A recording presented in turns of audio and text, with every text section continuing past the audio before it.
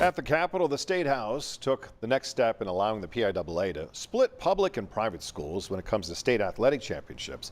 Fox 43's James Corrigan has details and reaction from the vote and the next step in the process.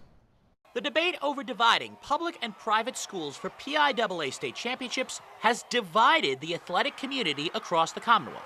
That division, however, was not present at the state capitol Wednesday as the State House overwhelmingly passed a bill to allow the PIAA to make that decision for themselves. They'll know that when they get to the state championship that they'll be able to compete that whole game. State Representative Scott Conklin has fought for the change for decades. He says public and private schools playing for their own state championships would represent fairness for public schools who no longer would compete against schools that can recruit players from across the region. When it comes time for those championships, we're going to show the kids exactly what sports is about. It's about fair competition, it's about sportsmanship, and it's not about stacking the deck to win a championship. The power of private schools has only grown in the PIAA in recent years. They have won 14 of the 20 Class 6A and 5A championships in football in the last 10 years.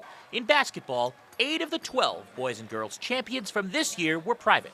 The PIAA released a statement to Fox 43 saying, quote, "As HB 41 moves forward in the legislative process, the association will continue to monitor its progress and evaluate its potential impacts on student athletes, member schools, and its athletic programs statewide."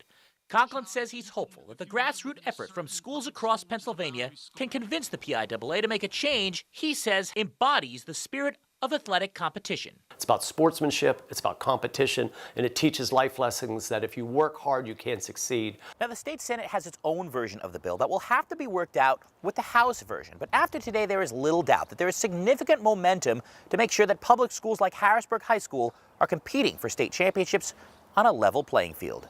James Corrigan, Fox 43 News.